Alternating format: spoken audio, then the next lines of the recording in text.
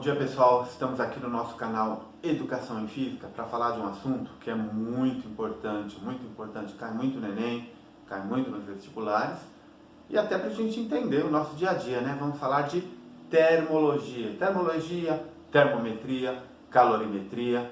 O que a gente precisa entender desse assunto? Primeira coisa, a gente tem que lembrar, o cara da termologia é o calor.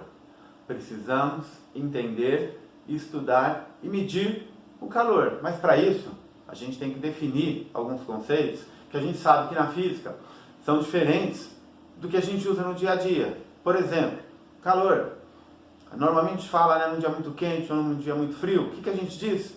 Estou com calor, ou estou sentindo falta do calor, estou enjoado do calor. A gente ouve muito isso, né? Tá certo? Para falar no dia a dia aí pode, mas aqui na física não. Isso que a gente está falando, essa sensação de estar mais quente ou mais frio, isso não é calor não. O que é calor? Calor é energia térmica em trânsito. Tá aqui, não ficou muito claro, né? Nós vamos definir melhor isso, mas para isso nós vamos recordar alguns conceitos que são essenciais para a gente entender por que calor não significa estar mais quente ou menos quente, e sim energia térmica em trânsito. Então vamos relembrar? Primeiro conceito importante, pessoal, estados da matéria. Quais são os 3 estados da matéria conhecidos? Pelo menos essenciais para o nosso estudo no ensino médio. Estado sólido, estado líquido, estado gasoso. E a gente sabe que a gente aprendeu isso lá da química. No estado sólido, as moléculas, os átomos, as substâncias estão mais próximas, as ligações entre elas são mais firmes. A agregação da matéria é muito mais forte do que no estado líquido, por exemplo. No estado líquido, as moléculas, os átomos estão unidos? Claro que estão, mas essa agregação não é tão forte assim. Tanto é verdade que, se você colocar um líquido em qualquer recipiente, o que acontece com o líquido? Assume a forma do recipiente. Se você colocar água numa jarra triangular, vai assumir o formato da jarra triangular. Se você colocar água numa jarra redonda, a água vai assumir a forma da jarra redonda. Deixa de ser água? Não, mas a mobilidade das partículas é maior do que no estado sólido. Por exemplo, se você colocar um monte de cubo de gelo dentro de uma jarra triangular ou redonda, o gelo não vai assumir a forma do recipiente, certo? E no estado gasoso? No estado gasoso, as partículas estão mais soltas ainda, certo? Então, além de assumir a forma do recipiente, se estiver num recipiente fechado, vai preencher todo o recipiente. Se você abrir, o que vai acontecer? Muito provavelmente, esse gás a gente diz que ele vai sair do recipiente, certo? Então, esses 3 estados da matéria, sólido, líquido e gasoso, tem a ver com o quê? Tem a ver com o grau de agitação dessas partículas que compõem a substância, e isso a gente pode medir, isso a gente pode interpretar como a energia que elas têm. Energia cinética, energia potencial. No nosso estudo, nós vamos falar apenas de energia cinética e nós vamos medir a energia cinética de cada partícula. Relembrando, energia cinética está relacionada com partícula em movimento, certo? É possível a gente medir no nosso ensino médio a energia particular de cada partícula que compõe uma substância? Não. Então, de uma maneira geral, nós dizemos que a energia térmica que uma substância, que um corpo possui, está associada com o quê? Com o grau de agitação, com o grau de energia cinética dessas partículas, certo? E quando se tem energia, pensem bem nisso aqui agora, se tem energia, eu posso transmitir, posso transferir energia de um corpo para outro? Posso, claro que eu posso. Energia não se cria nem se perde, energia se transmite ou energia se transfere. E quando eu estou falando de transferência ou de transmissão ou de transformação dessa energia térmica, isso tem nome: calor. Então, por isso que calor é energia térmica em trânsito. É quando eu transfiro, quando eu transmito, quando eu transformo essa energia térmica entre os corpos. Agora, cuidado, como que se dá essa transferência? É óbvio, né, pessoal, que tem que ter alguns mecanismos de transferência, mas o importante a gente entender é que a temperatura mede esse grau de energia térmica dos corpos. Aí sim, você pode falar que um corpo está mais quente ou mais frio que o outro, comparando as suas temperaturas. Aí está correto. Então, quando eu digo que eu tenho uma jarra d'água com água a 30 graus, por exemplo, uma panela com água a 90 graus. Claro, todo mundo sabe, né? Se eu colocar água a 30 graus, se eu colocar a mão na água a 30 graus, não acontece nada. Se eu colocar a mão na água com 90 graus, claro, vai se queimar. Por quê? Transferência de energia térmica. Então, vocês puderam perceber que a transferência de energia térmica acontece quando eu tenho dois corpos em temperaturas diferentes. Então, se eu encostar um corpo que está a 80 graus com um corpo que está a 20 graus, essa diferença de temperatura entre os dois vai promover a troca de energia térmica. A transferência de energia, a energia térmica começa a transitar sempre, como isso, o aluno esperto sabe, né? Do corpo mais quente para o corpo mais frio. Então, essa energia térmica em trânsito nós chamamos de calor. Depois que essa energia foi passando do corpo mais quente para o corpo mais frio, até eles adquirirem a mesma temperatura, ou seja, equilíbrio térmico, aí não tem mais troca de calor, não tem mais troca de energia, acabou o calor, certo? Então a transferência de calor, a troca de calor, a energia térmica em trânsito cessa quando esses corpos que começaram a trocar calor atingem a mesma temperatura, atingem o equilíbrio térmico, correto?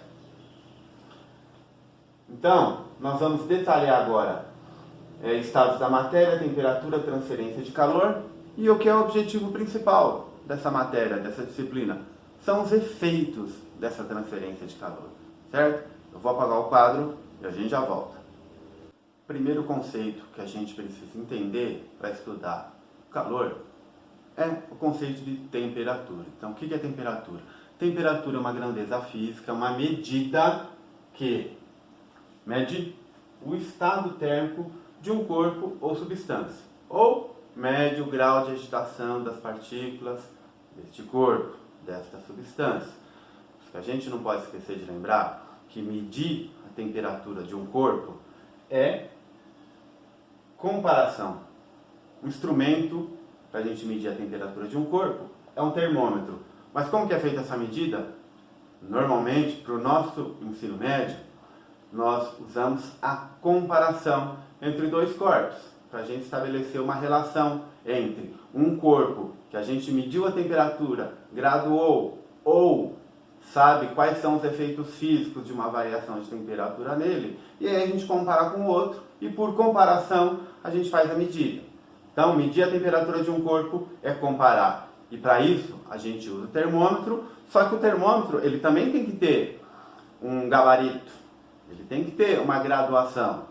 E nós temos 3 graduações, 3 gabaritos, 3 escalas, que são as mais usuais, para fazer isso. Qualquer um pode criar a sua escala, certo? Mas as 3 escalas mais usuais são essa aqui, ó. Escala Celsius, escala Fahrenheit e escala Kelvin, certo? Como eu falei para vocês, que medir uma temperatura é comparar, essas escalas foram construídas medindo a temperatura do gelo e do vapor, gelo fundente, água em ebulição, criaram uma escala e desta forma foi feito o termômetro baseado na escala Celsius e depois o termômetro baseado na escala Fahrenheit. A escala Kelvin, ela não é graduada, Porque ela parte do zero absoluto, que seria um estado da matéria onde não há energia térmica nenhuma, as partículas não têm nenhum tipo de movimento, nenhum tipo de energia acumulada, então a temperatura seria o zero, que nós chamamos de o zero absoluto. E a partir daí, qualquer agitação, qualquer energia que essa partícula tiver, a sua temperatura começa a subir. Então é por isso que nas escalas Celsius e Fahrenheit a gente tem valores positivos e negativos, trata-se de uma escala, mas na escala Kelvin, não. Partimos do zero absoluto e a temperatura só pode subir. Bom, o que é importante a gente entender entre essas três escalas? É a relação entre elas e como transformar a medida da temperatura de um corpo numa escala em outra, certo? Nós não vamos detalhar este processo matemático, isso é fácil da gente achar, mas o que nós precisamos entender é o seguinte, ó, de escala Celsius para a escala Fahrenheit, vale esta relação aqui, ó, esta fórmula, certo? Temperatura em Celsius dividido por 5 é igual a temperatura Fahrenheit menos 32 dividido por 9. Eu gosto de trabalhar com essa relação aqui também, ó. Da onde vem isso aqui? Eu passo 9 para cá, multiplicando, 9 dividido por 5, 1,8 graus Celsius. Fica mais fácil de decorar? Sim, mas o importante é entender. É uma relação entre as duas, certo? Para transformar de graus Celsius para Fahrenheit ou vice-versa, aqui é uma equação, só substituir um valor e achar o outro. E a temperatura em Kelvin? Aqui eu coloquei o T, coloquei o Kzinho aqui embaixo, só para lembrar que a temperatura em Kelvin ela não tem grau, certo? Então a gente não vai achar aqui, ó, uma temperatura em Kelvin com aquele grau, o símbolo dos graus Celsius ou Fahrenheit em cima do valor. Cuidado com isso também. Aqui é fácil, tá, pessoal? É só pegar a temperatura em graus Celsius e somar com 273. Por que 273? Porque na escala Kelvin, 273 é a temperatura do gelo, certo? A mesma temperatura do zero na escala Celsius, tá certo? Nós vamos fazer uns exercícios de aplicação e depois a gente continua, tá? Pessoal, tá aqui uns exemplos bem simples, bem rápido, para a gente entender esse assunto e seguir em frente. Aqui não tem segredo, pessoal. Transformar temperaturas de uma escala na outra é só aplicar essa fórmula, certo? Então vamos lá, ó. 20 graus Celsius, eu quero saber qual que é a temperatura em graus Fahrenheit.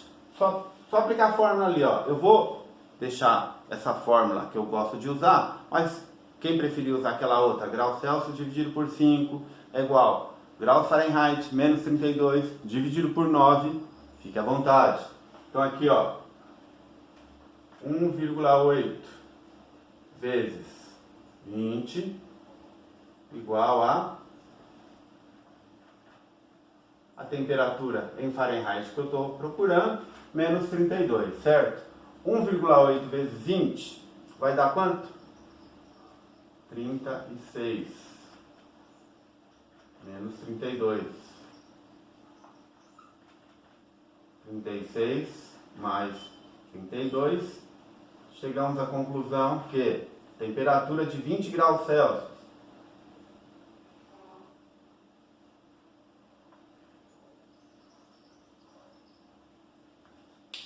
trocar esse pincel que está acabando, mas dá para enxergar, né?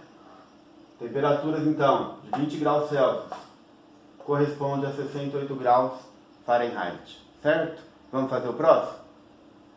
64 graus Fahrenheit para graus Celsius, como que eu faço? Só colocar na fórmula, não tem segredo, pessoal. –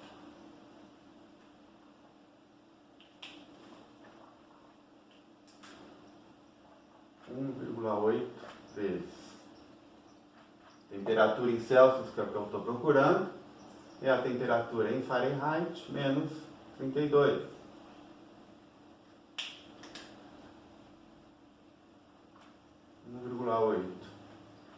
É igual a 64 menos 32. 32. Temperatura em graus Celsius. 32 dividido por 1,8. essa temperatura vai dar, se eu não me engano, 17,7 graus Celsius. Pessoal, não tem segredo, não tem terror, só aplicar a fórmula, tá? E agora, para Kelvin, vou transformar as mesmas temperaturas, tá? 20 graus Celsius para Kelvin e 64 graus Fahrenheit também para Kelvin.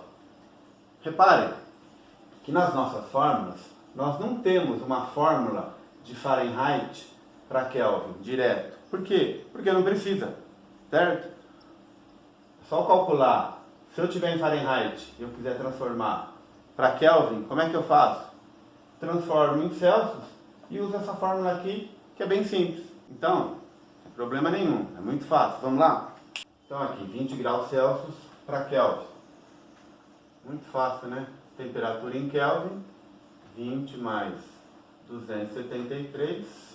Temperatura em Kelvin igual a 293, tá? Lembrem-se, posso colocar aqui, posso colocar o T aqui ou direto cá. Lembra que não tem grau Kelvin, certo? Kelvin não é uma escala graduada, ou seja, dividida em graus. E como é que eu faço 64 graus Fahrenheit para Kelvin? Ora, eu já tinha feito, né? Aqui tinha dado 17,7, 17,8. Bom, graus Celsius. Como que eu faço então? 17,7 mais 273. Essa temperatura aqui em Kelvin vai ficar 273 mais 7, 280, mais 10, 290, 290,7 Kelvin. Certo? Então, temperatura, escala e suas conversões não tem segredo. É só isso aqui. A gente vai depois para um outro exercício de aplicação um pouco mais complexo no final do vídeo e vamos seguir em frente, tá? Vou apagar a luz e a gente já volta. Os mecanismos de transferência de calor que a gente estuda são 3: condução, convecção e radiação. Eu vou fazer um experimento simples para a gente tentar enxergar como que funciona isso. Tá aqui, ó.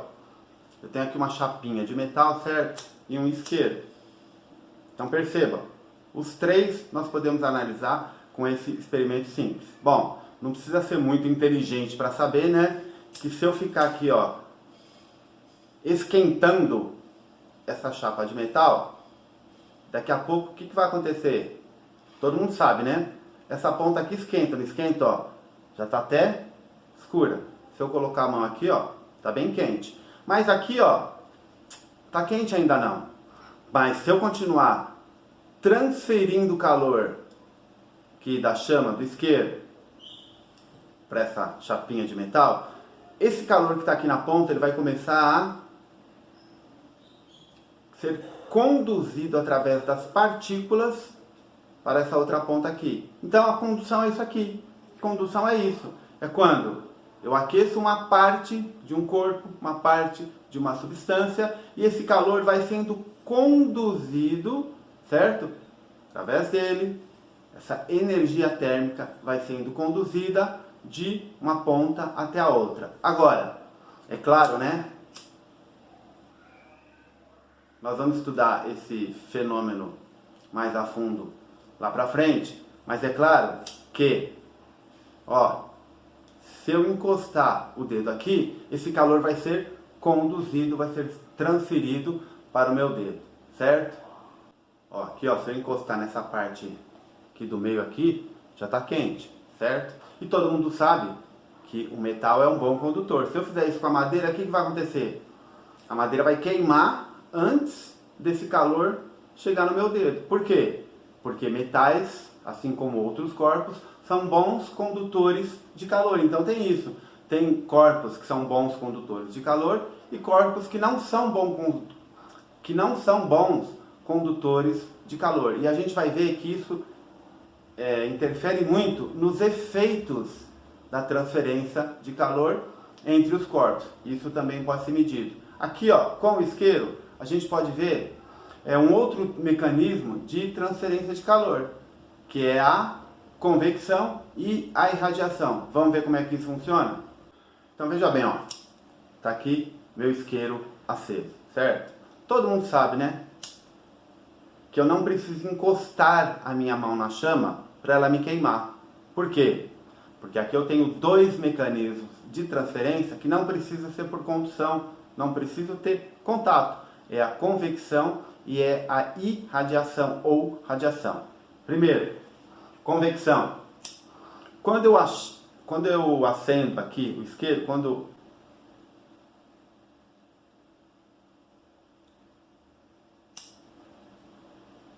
acendi a chama, o que está acontecendo com essa chama? O que está acontecendo com o ar ao redor dessa chama?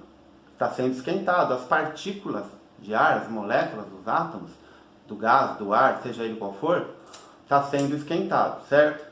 E quando o ar esquenta, a densidade dele diminui. Não lembra o que é densidade? Não lembra a associação entre temperatura e densidade? Faça uma revisão lá nos seus estudos de química. Mas vamos lembrar aqui. Então, quando eu aqueço o ar, ele fica mais quente, ele fica menos denso e a tendência dele é subir, certo? E o ar quente e o ar frio descer. Se eu estiver num recipiente fechado, à medida que eu vou aquecendo o ar, esse ar que está sendo aquecido primeiro, ele vai subir, vai movimentar o ar frio que está lá em cima, porque ele tem que ocupar o espaço do ar frio que está lá em cima, e esse ar frio vai descer. Então, à medida que essa circulação se torna contínua, eu estou transferindo energia térmica, estou transferindo calor através desse processo que é chamado de convecção. O processo aqui de aquecer o ar com a chama não é convecção, certo? Aí é a condução. Ou se eu estiver encostando aqui em outro corpo, tá?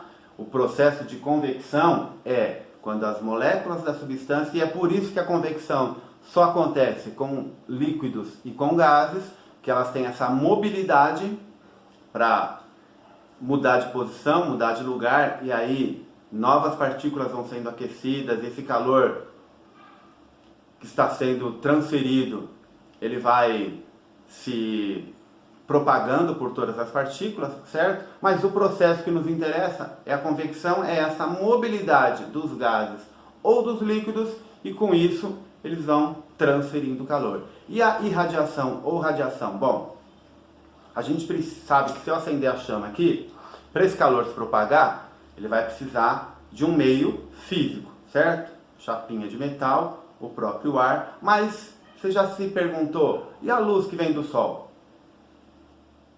Tem calor, tem transferência de energia, chega até nós, pode até queimar, né? Proteção contra os raios ultravioleta, é porque eles contêm muita energia, podem fazer mal.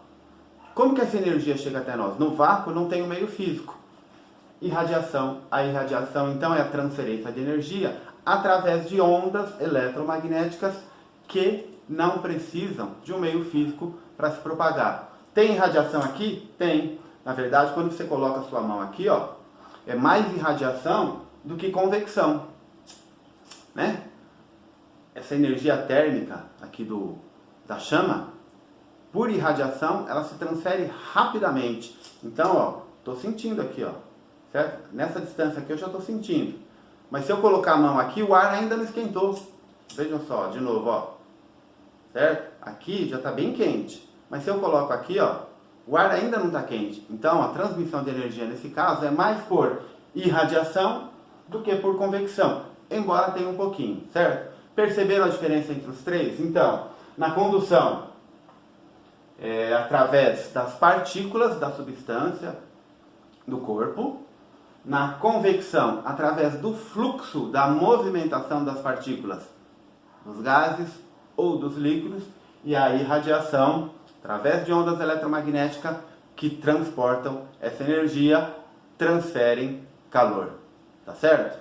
Vou apagar o quadro e agora a gente vai começar a estudar. Na próxima aula eu vou gravar um outro vídeo mais detalhado para a gente estudar os efeitos, certo?